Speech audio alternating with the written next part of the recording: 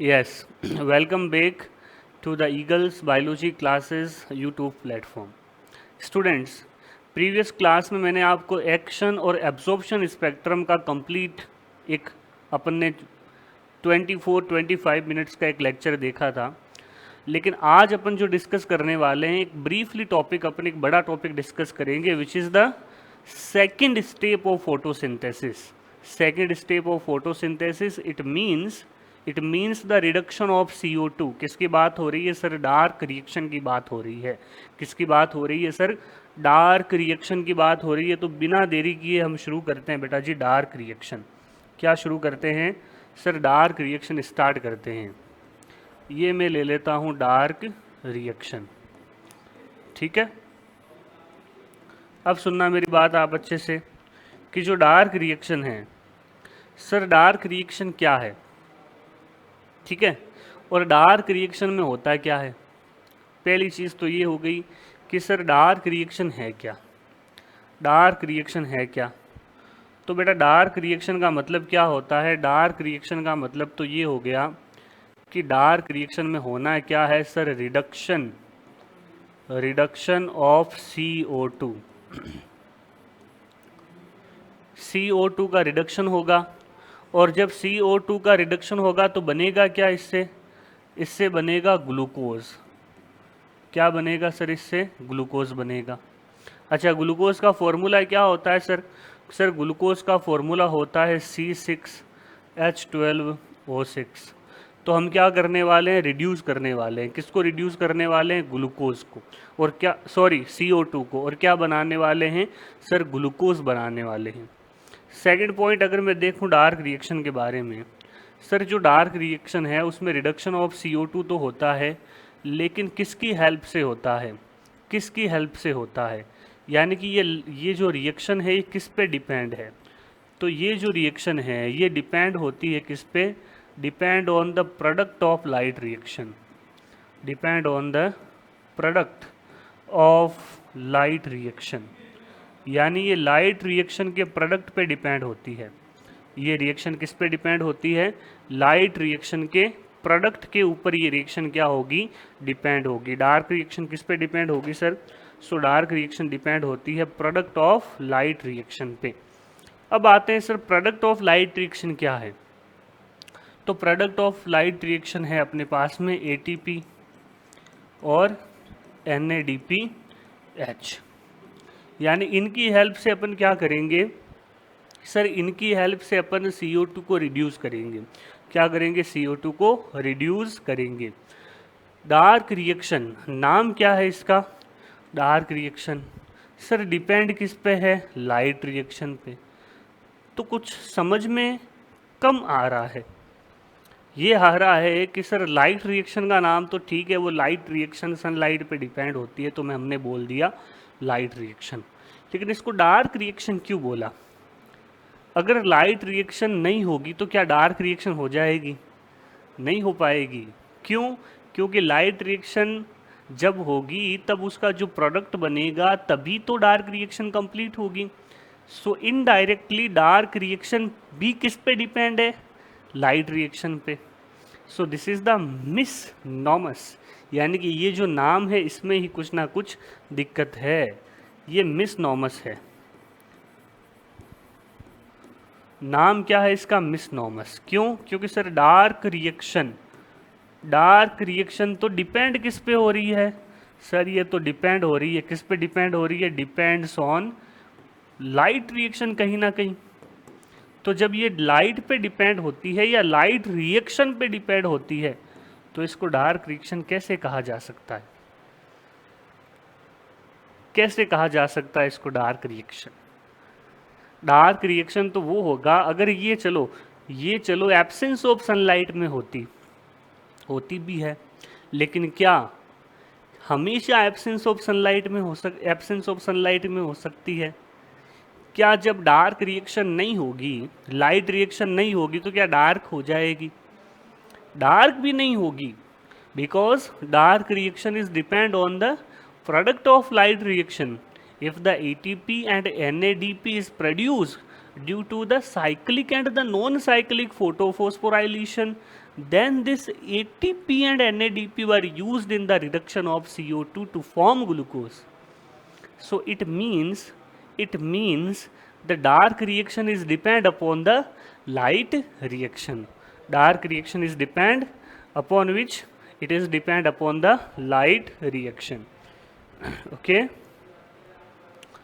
Students, अगर अपन इसके बारे में और बात करें, डार्क रिएक्शन के बारे में, सर डार्क रिएक्शन के बारे में और बात करते हैं, तो भाई डार्क रिएक्शन की डिस्कवरी किसने की थी? डिस्कवरी किसने की थी? तो इसकी जो डिस्कवरी थी वो किसने की थी? कैल्विन ने। किसने की थी? कैल्विन ने। तो जो सर कैल्विन थे, इन्होंने इसकी डिस्कवरी की थी। और कैल्विन ने किस पे प्रैक्टिकल किया था? तो कैल्विन जो थे, इन्होंने रेडियो एक्टिव आइसोटॉप C14 का यूज़ किया। और किस पे एक्सपेरिमेंट किए? इन्होंने अपने एक्सपेरिमेंट एल्गा के ऊपर किए। यानी कि इन्होंने कौन सी टेक्निक को यूज़ लिया यहाँ पे? तो इन्होंने रेडियो एक्टिव ट्रेसर टेक्निक को इन्होंने यूज़ लिया। कौन सी टेक्निक को? Radio active tracer technique. और रेडियो एक्टिव ट्रेसर टेक्निक का इन्होंने यूज़ करके क्या पता लगाया? डार्क रिएक्शन के बारे में पता लगाया। यानी the pathway of reduction of CO2 इन्होंने आइडेंटिफाई किया। किसने आइडेंटिफाई किया सर? कैल्विन ने आइडेंटिफाई किया। किसने आइडेंटिफाई किया सर? कैल्विन ने इसको आइडेंटिफाई किया। एक बार आप स्टार्टिंग से देख लें डार्क रिएक्शन के बारे में, स्टार्टिंग से आप देख लें डार्क रिएक्शन के बारे में, फिर अपन आगे बढ़ते हैं।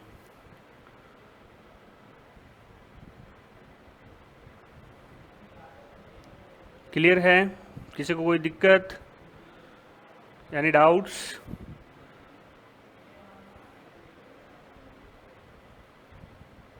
वेरी गुड, चलो आगे बढ़ते हैं, अपन आगे बढ़ते हैं। अब अगर डार्क रिएक्शन के बारे में अपन देखें तो सर जो डार्क रिएक्शन है इसका दूसरा नाम क्या है? इसका अदर नेम क्या है? तो जो डार्क रिएक्शन है इसका दूसरा नाम है बायोसिंथेसिस फेज। इसको बायोसिंथेसिस फेज भी बोला जाता है। बायोसिंथेसिस फेज भी बोला जाता है क्योंकि उसमें ग्लूकोज मॉलिक्यूल का फॉर्मेशन होता है बेटा। अदर नेम हो गया बायोसिंथेसिस फेज। अच्छा, अगर मैं बात करूं इसके बारे में, कैल्विन के बारे में, डार्क रिएक्शन के बारे में, तो डार्क रिएक्शन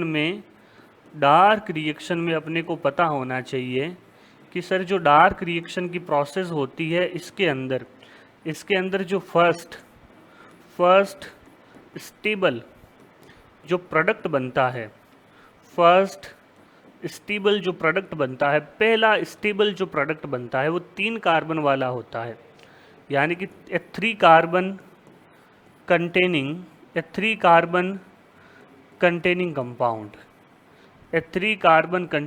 कंपाउंड। सर कौन सा कंपाउंड होता है? और वो जो प्रोडक्ट बनता है बेटा, उस प्रोडक्ट का नाम होता है PGA। सर PGA का मतलब फोस्फोग्लाइसरिक एसिड। क्या बनता है यहाँ पर? Phosphoglyceric acid.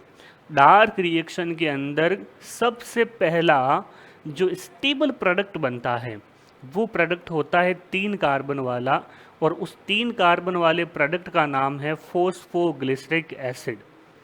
और ऐसे प्लांट्स जिनमें ये 3 कार्बन वाला प्रोडक्ट बनता है, ऐसे प्लांट्स को बोलते हैं C3 प्लांट्स। क्या बोलते हैं? C3 plants. यानी कि जिन प्लांट्स के अंदर PGA बनेगा उन प्लांट्स को मैं बोलूँगा C3 प्लांट्स, और जो PGA बनने की प्रोसेस होगी उस प्रोसेस को मैं बोलूँगा C3 साइकिल। क्या बोलूँगा मैं? C3 cycle. क्या बोलूँगा बेटा जी? C3 साइकिल में बोलूँगा। ठीक है। और इस C3 साइकिल को ही बोलते हैं कैल्विन साइकिल। क्या बोलते हैं इसको? Calvin cycle. एक इनके मित्र थे Calvin Benson Calvin Benson cycle इसको बोलते हैं। It means Calvin discover the pathway of C3 cycle.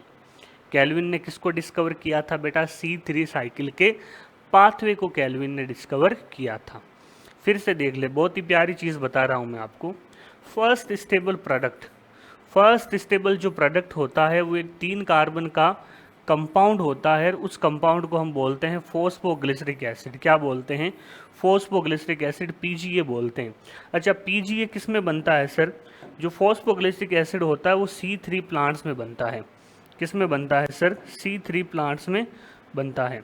ठीक है, तो C3 प्लांट्स के अंदर वो बन गया, और बनने की प्रोसेस को मैंने क्या बोल दिया? C3 cycle. और इसको अपन क्या बोलते हैं बेटा? कैल्विन बेंसन साइकिल भी बोलते हैं। क्या बोलते हैं इसको? कैल्विन बेंसन साइकिल भी इसको अपन बोलते हैं। चीज़ें याद होनी चाहिए। फटाफट से यस लिख दो, फटाफट से।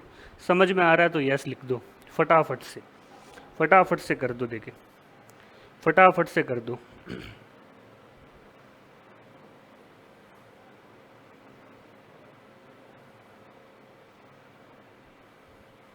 Clear, very good.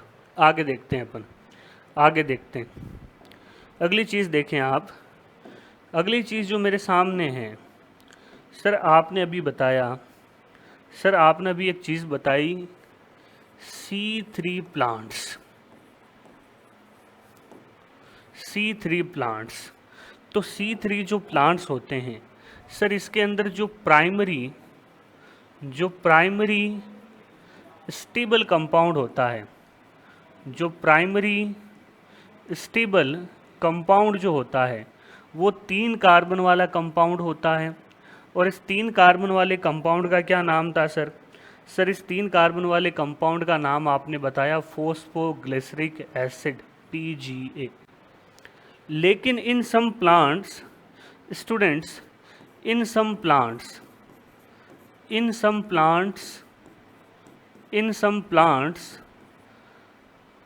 the primary stable compound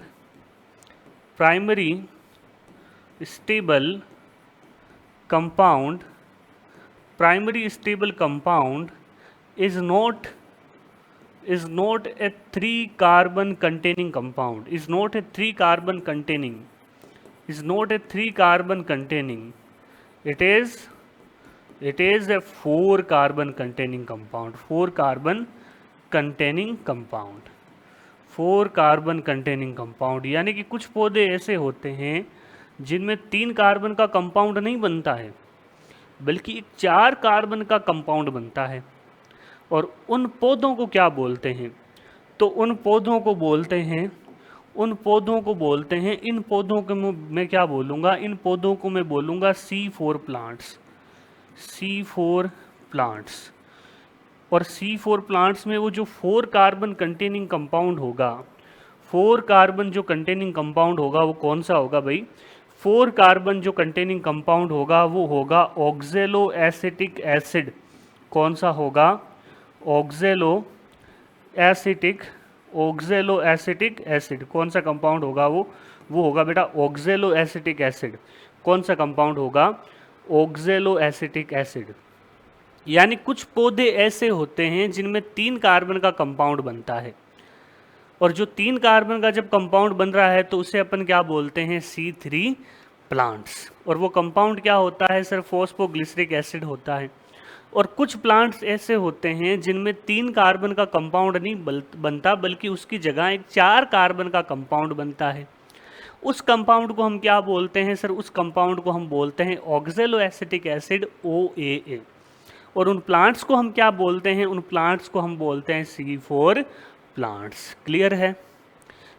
यहाँ तक क्लियर है? यहाँ तक क्लियर है कि नहीं है? वेरी गुड, क्लियर है। एक बार फिर से देख लो।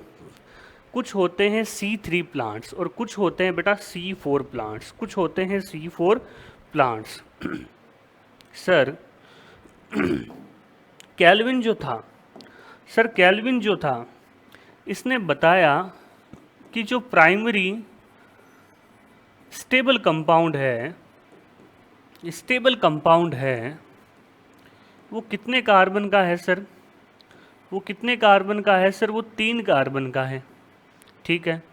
और उसका नाम क्या है सर? उसका नाम है फॉस्फोग्लिसरिक एसिड। तो जो CO2 को ज्वाइन करेगा, जो CO2 को ज्वाइन करेगा, जो मैं कहूँगा CO2 का प्राइमरी एक्सेप्टर, जो CO2 का प्राइमरी एक्सेप्टर होगा, उसमें कार्बन कितने होंगे? उसमें कार्बन कितने होंगे? साइंटिस्ट पीछे पड़ गए इस सोच में कि कहीं ना कहीं जो केल्विन ने बात बताई है वो तो एकदम सत्य है कि पीजीए तो बनेगा ही बनेगा। लेकिन पीजीए कब बनेगा? जब CO2 का रिडक्शन होगा। तो CO2 को रिड्यूस करने वाला, CO2 को कार्बोक्सिलाइज करने वाला कंपाउंड कितने कार्बन का होगा? तो उन्होंने दिमाग लगाया। क्या दिमाग लगाया? कि सर पीजीए में तो 3 कार्बन हैं और CO2 से जो जुड़ेगा, भाई CO2 से जो जुड़ेगा, CO2 में नंबर ऑफ कार्बन कितना? 1। तो जो प्राइमरी एक्सेप्टर होगा कहीं ना कहीं वो 2 कार्बन वाला होगा। साइंटिस्ट ने इस चीज़ को साबित करने की कोशिश की कि जो प्राइमरी एक्सेप्टर ऑफ CO2 होता है वो कहीं ना कहीं 2 कार्बन वाला होता है। क्यों? क्योंकि इससे बनने वाला जो प्राइमरी स्टेबल प्रोडक्ट है, जो प्राइमरी स्टेबल प्रोडक्ट है, स्टेबल, वो कितना है सर? वो अपने पास में 3 कार्बन का है। तो उन्होंने कहा कि भाई 2 कार्बन वाला होगा। लेकिन जितने भी साइंटिस्ट थे सारे गलत साबित हुए। यहाँ पर जो प्राइमरी एक्सेप्टर ऑफ CO2 था वो 2 कार्बन का नहीं बल्कि 5 कार्बन का था। कितने कार्बन का था बच्चों? 5 कार्बन का। देखिए कौन सा? देखिए कौन सा? यानी ऑल साइंटिस्ट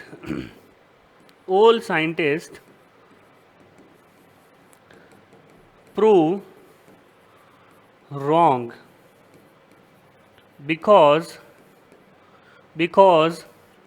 primary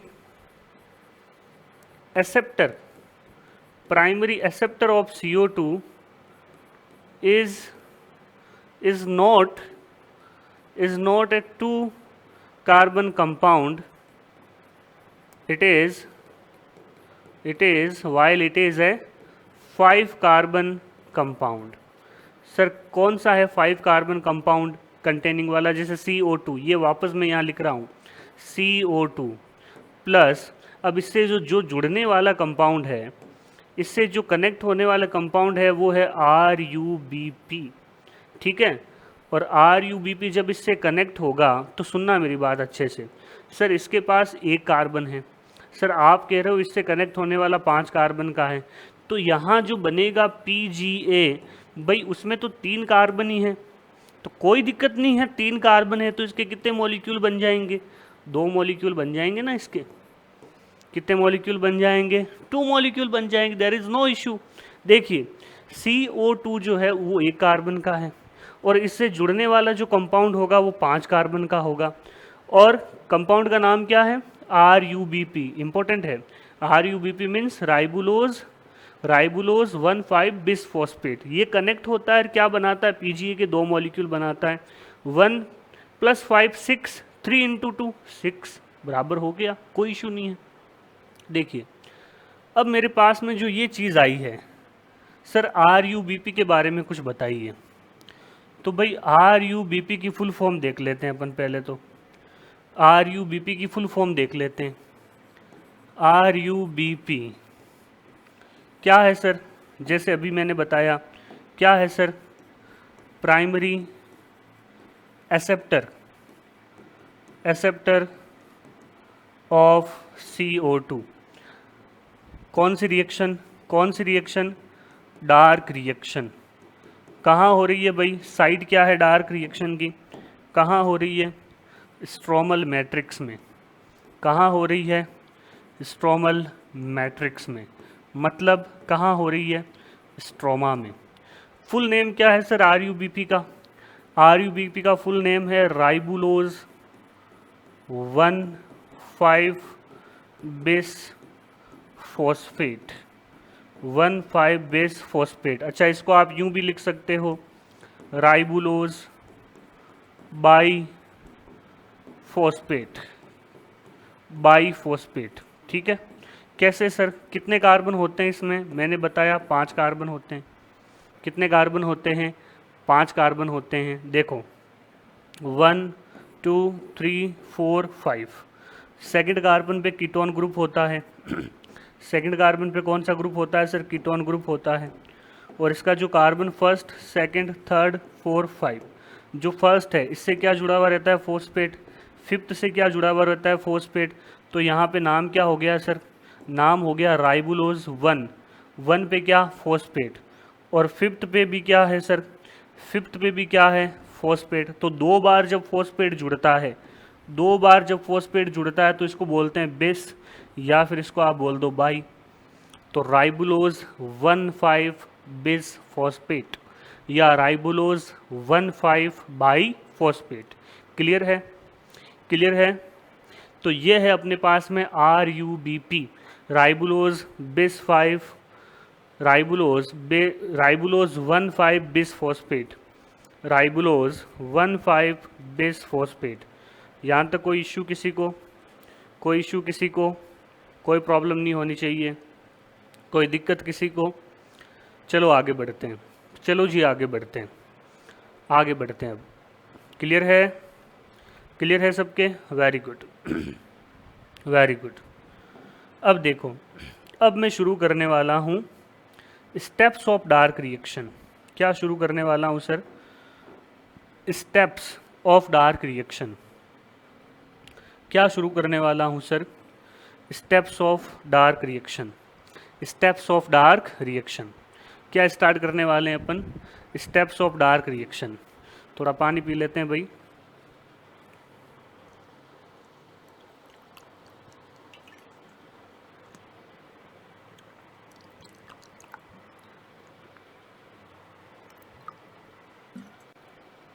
ओके अपन स्टार्ट करने वाले हैं क्या सर?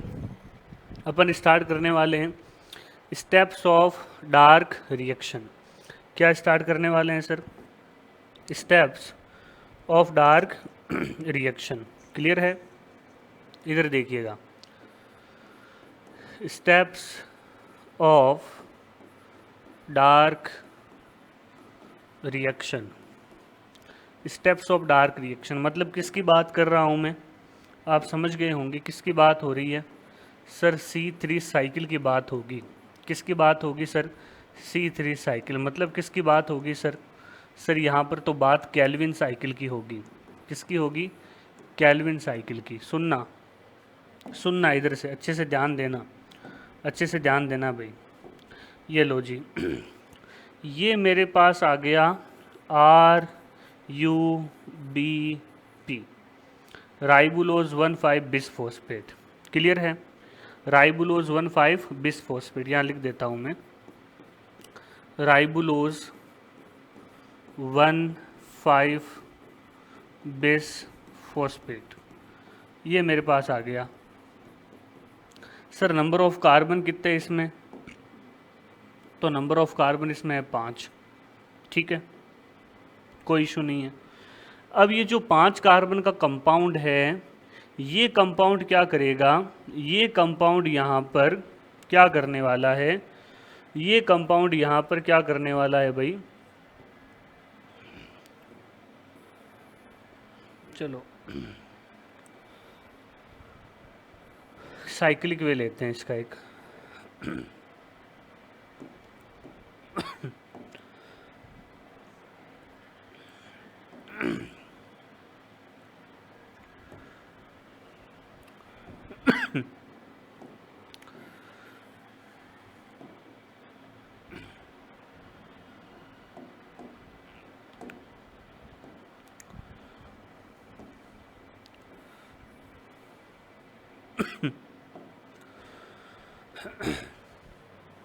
हाँ देखो अब, ठीक है,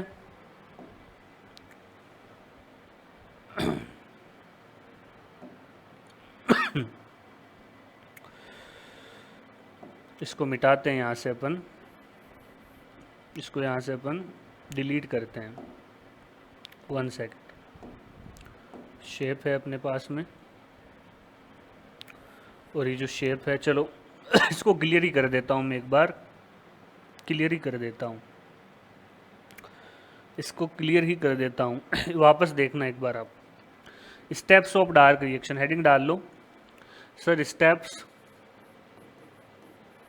ऑफ डार्क रिएक्शन, ठीक है।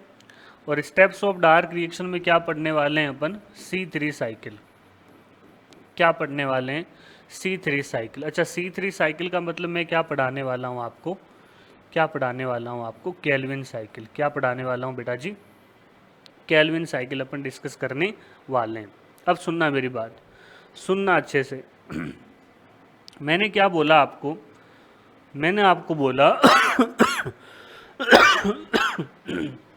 सॉरी मैंने आपको बोला है कि मेरे पास में क्या है, मेरे पास में सर यहाँ पर RUBP है। क्या है सर यहाँ पर, RUBP।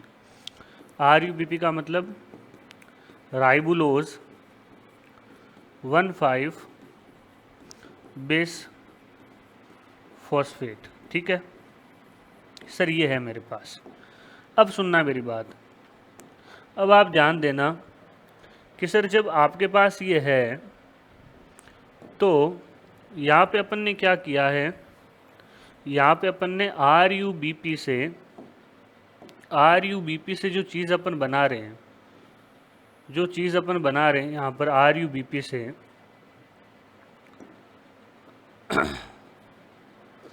RUBP से जो चीज़ अपन बना रहे हैं, चलो इसको यूँ अपन जनरली देख लेते हैं। RUBP मेरे पास में है सर, RUBP से क्या होगा, RUBP से जो चीज़ बनेगी, पहली बात तो RUBP कितने कार्बन का है सर, सर 5 कार्बन का।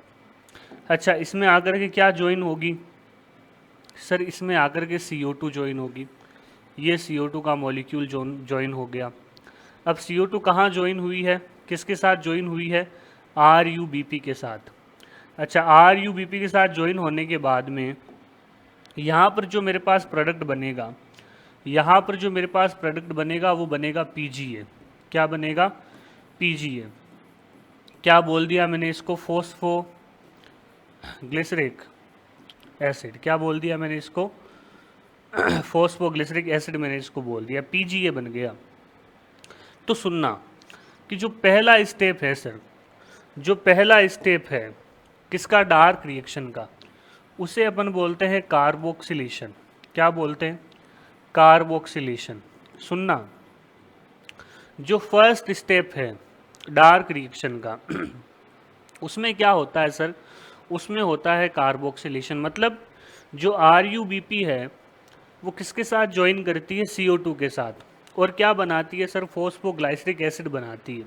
कितने मॉलिक्यूल बनते हैं इसके सर, इसके यहाँ पर 2 मॉलिक्यूल बनेंगे। कितने मॉलिक्यूल बनेंगे, 2 मॉलिक्यूल। और ये कितने कार्बन का होता है, 3 कार्बन का होता है। तो यहाँ पे पहला स्टेप, जो पहला स्टेप है उसका नाम क्या है, जो फर्स्ट स्टेप है यहाँ पर, फर्स्ट स्टेप का नाम मैंने इधर लिख दिया है, कार्बोक्सिलेशन। क्या होता है भाई, कार्बोक्सिलेशन होता है सर, ठीक है, क्लियर है। अब सुनना, कार्बोक्सिलेशन होने के बाद में यहाँ होता है सेकंड स्टेप, और जो सेकंड स्टेप होता है इसको बोलते हैं रिडक्शन। क्या बोलते हैं सेकंड स्टेप को, रिडक्शन। यहाँ नोट कर देता हूँ मैं, सेकंड स्टेप को बोलते हैं रिडक्शन। क्या बोलते हैं सेकंड स्टेप को सर, रिडक्शन बोलते हैं। इसमें क्या होगा, इसमें सर रिडक्शन होगा। क्या होगा बेटा जी, रिडक्शन होगा। और रिडक्शन होने से क्या होगा, रिडक्शन होने से क्या होगा यहाँ पे, तो अगर हम देखें कि सर रिडक्शन जब हो जाएगा तो रिडक्शन होने से यहाँ पे क्या बनेगा तो रिडक्शन होने से जो चीज़ यहाँ मेरे पास बनेगी, रिडक्शन होने से जो चीज़ मेरे पास यहाँ बनेगी वो बनेगी ट्रायोस फॉस्फेट। ट्रायोस फॉस्फेट, सुनना अच्छे से, रिडक्शन होने से जो चीज़ मेरे पास बनेगी वो बनेगी बेटा जी ट्रायोस फॉस्फेट। तो फर्स्ट स्टेप तो क्या हो गया सर, कार्बोक्सिलेशन। दूसरा स्टेप क्या हो गया? दूसरा स्टेप हो गया रिडक्शन। क्या हो गया? रिडक्शन। और रिडक्शन से क्या बन गया मेरे पास? ट्रायोज फॉस्फेट बन गया। एक चीज़ आप याद रखेंगे कि रिडक्शन के लिए रिडक्शन के लिए यहाँ पर NADPH की रिक्वायरमेंट होगी। NADPH चेंज होगा NADP प्लस में, और इसके साथ साथ ATP की भी रिक्वायरमेंट होगी, यानी एडेनोसिन ट्राइफॉस्फेट कन्वर्ट होगा एडेनोसिन डाई फॉस्फेट में। तो यहाँ पर एनर्जी क्या होती है भाई? यूज़ होती है। एनर्जी क्या होती है बच्चों? यूज़ होती है। पहला स्टेप क्या है सर? पहला स्टेप जो है वो है अपने पास में क्या? कार्बोक्सिलेशन। यहाँ पे हो रहा है कार्बोक्सिलेशन। क्या हो रहा है कार्बोक्सिलेशन में? जो RUBP है वो किस में कन्वर्ट हो रहा है? PGA में। दूसरा स्टेप क्या है? रिडक्शन। अब बात करते हैं तीसरे स्टेप की। तो जो थर्ड स्टेप है, थर्ड स्टेप वो है अपना रीजनरेशन। क्या है sir? Regeneration. Sorry. Third step है अपना रीजनरेशन ऑफ RUBP। तो पहला स्टेप तो क्या हुआ सर? पहला स्टेप तो हो गया कार्बोक्सिलेशन। दूसरा स्टेप क्या हो गया? रिडक्शन। और तीसरा स्टेप क्या हो गया मेरे पास में? रीजनरेशन। क्या हो गया? Regeneration of RUBP। अब जब ट्रायोस फॉस्फेट बनेगा तो ट्रायोस फॉस्फेट क्या बनाएगा भाई? ट्रायोस फॉस्फेट आगे जाकर के फूड बनाएगा। क्या बनाएगा? फूड, यानी स्टार्च बनेगा। क्या बनेगा? फूड बनेगा। CO2 रिड्यूस होगी, ग्लूकोज बनेगा। किस प्रोसीजर में बनेगा? पूरा ही प्रोसीजर काम में आएगा, लेकिन स्पेसिफिक स्टेप की मैं बात करूं तो सेकंड स्टेप कौन सा है अपना? रिडक्शन। कौन सा स्टेप है? Reduction of phosphoglyceric acid. उसमें क्या होता है सर? उसके अंदर फिर क्या बनता है? ट्रायोस फॉस्फेट बनता है। तो 3 स्टेप आपको याद रखने हैं। पहला सर, फर्स्ट स्टेप क्या है? कार्बोक्सिलेशन। दूसरा दूसरा स्टेप क्या है? दूसरा स्टेप है रिडक्शन। तीसरा तीसरा स्टेप क्या है? तीसरा जो स्टेप है मेरे पास में वो है रीजनरेशन। क्या है? Regeneration of RUBP। तो 3 स्टेप मेरे पास में हो गए। क्लियर है? कोई दिक्कत, कोई डाउट? कोई दिक्कत हो तो पूछें आप, कोई दिक्कत हो तो पूछें आप, कोई इश्यू हो तो पूछें।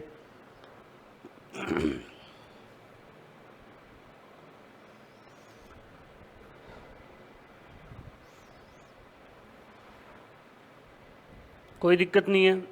Very good. आगे बढ़ते हैं सर, आगे बढ़ते हैं। देखो, यहाँ पे मैं एक टेबल बनाता हूँ और उस टेबल से अपन कोशिश करते हैं समझने की। यहाँ मैंने लिख दिए सर स्टेप्स। ठीक है, स्टेप्स लिख दिए सर। और जो स्टेप्स हैं उसके अंदर देखो आप, जो स्टेप्स है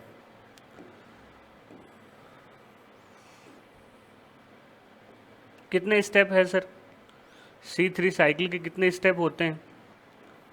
एक स्टेप का कॉलम बना देते हैं, एक सबस्ट्रेट का बना देते हैं, और एक बना देते हैं प्रोडक्ट का। ठीक है, इधर लेते हैं थोड़ा सा इसको।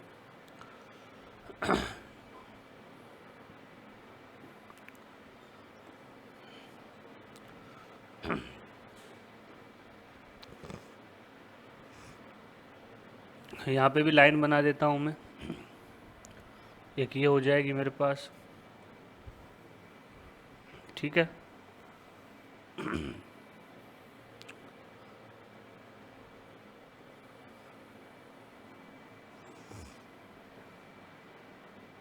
ये दूसरा,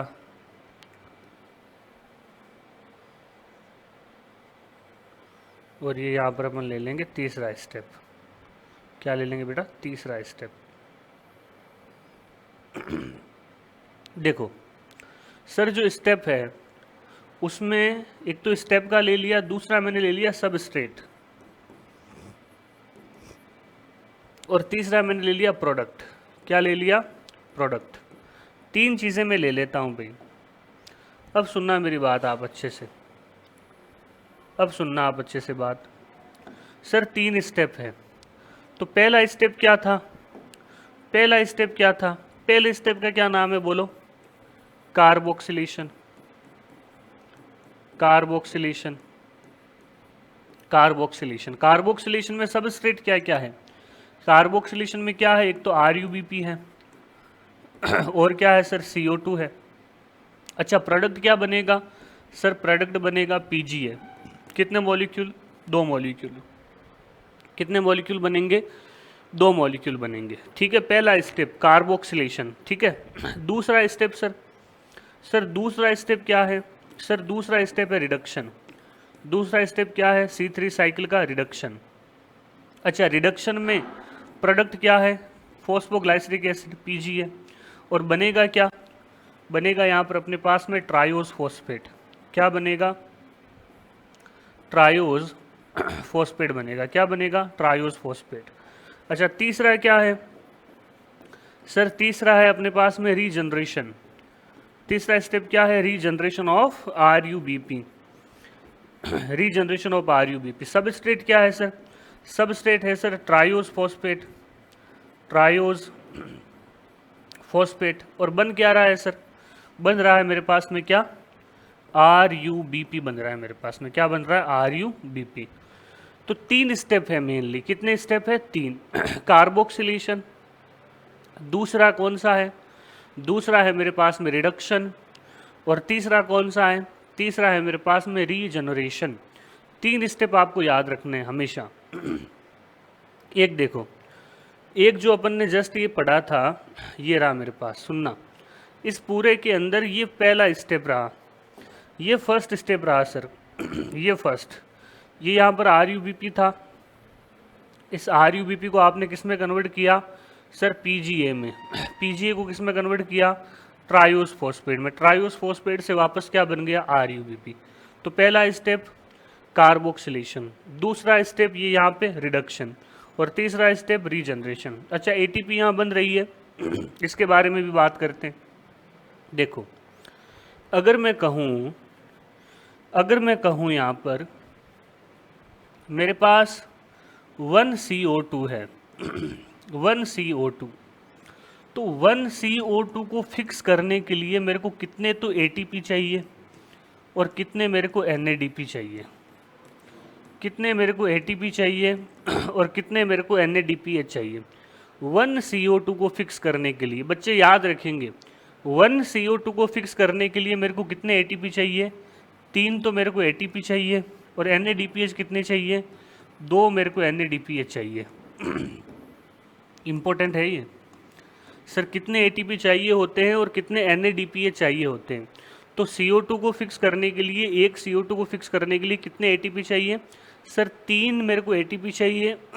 NADPH कितने चाहिए? 2 NADPH चाहिए। अगर आपको क्वेश्चन दे दिया आपको और पूछ लिया कि 6 CO2 को फिक्स करने के लिए बताओ आप, how many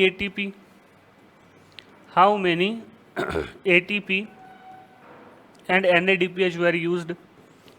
NADPH will be used to fix 6 molecule of CO2। क्या आंसर आएगा इसका? बताइए जल्दी से, क्या आंसर आएगा? क्या आंसर आएगा? सिंपल है भाई, एक CO2 को फिक्स करने के लिए 3 ATP चाहिए, और एक CO2 को फिक्स करने के लिए 2 NADP चाहिए। तो मेरे को सुनो, यहाँ पर कितना है? यहाँ पर दे रखा है सर 6। कितना दे रखा है? 6 CO2 दे रखा है। ये डेटा किसके लिए है? एक के लिए। तो 6 CO2 के लिए क्या हो जाएगा? 6 CO2 के लिए जो 3 ATP है, ये कितने से मल्टीप्लाई हो जाएंगे? 6 मॉलिक्यूल ऑफ CO2 से। और ये जो NADPH है, कितने NADPH है सर? सर 2 हैं। तो 2 किससे मल्टीप्लाई हो जाएंगे? 6 मॉलिक्यूल ऑफ CO2 से। सीधा मल्टीप्लाई करना है। तो 6 × 3 कर दो, कितने ATP हो गए सर? 18 ATP। और 6 × 2 कर दो, कितने NADPH हो गए सर? 12 NADPH। 12 NADPH। ये नीट में पूछा हुआ क्वेश्चन है, ये नीट में पूछा हुआ क्वेश्चन है, कितने एटीपी और कितने एनएडीपीए चाहिए होते हैं CO2 मॉलिक्यूल को फिक्स करने के लिए।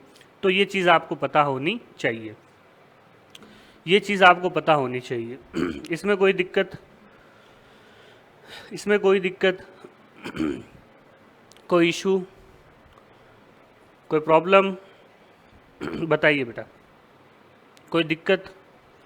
अब सुनो, एक चीज़ और देख लो आप, यहाँ पे याद रखेंगे कि सर यहाँ पे RUBP से जब PGA बनेगा तो एक बड़ा ही बढ़िया एंजाइम होता है जिसका नाम होता है RUBISCO, रूबिस्को। क्या नाम होता है इसका? रूबिस्को। रूबिस्को की अगर मैं बात करूँ तो मोस्ट अबेंडेंट एंजाइम होता है ये, जो नेचर में मिलता है सबसे ज़्यादा क्वांटिटी में। और रूबिस्को का काम क्या होता है? रूबिस्को का काम आप देख सकते हैं कि सर रूबिस्को का जो काम है, रूबिस्को का जो काम है ये रूबिस्को, यहाँ मैं इसको ऐड करना चाहूँगा कि सर रूबिस्को, रूबिस्को तो जो रूबिस्को एंजाइम है, रूबिस्को क्या है सर? एक एंजाइम है। अच्छा, ये एंजाइम करता है क्या है? पहले स्टेप को कंप्लीट करता है, फर्स्ट स्टेप को। कौन सा स्टेप? कार्बोक्सिलेशन। फर्स्ट स्टेप को, कौन सा स्टेप? कार्बोक्सिलेशन। और जब ये कार्बोक्सिलेशन करता है, किसका कार्बोक्सिलेशन करता है? RUBP को बाइंड करता है CO2 से, और क्या बनाता है? फोस्फोग्लाइसरिक एसिड बनाता है। तो रूबिस्को एक बहुत ही बढ़िया एंजाइम होता है जो कार्बोक्सिलेशन ऑफ CO2 के लिए काम में आता है। It is the most abundant enzyme in the nature and it is very important enzyme. इसके बारे में हम चर्चा और आगे करेंगे, ठीक है। सो this is about light react, this is about dark reaction, it is depend on the product of light reaction.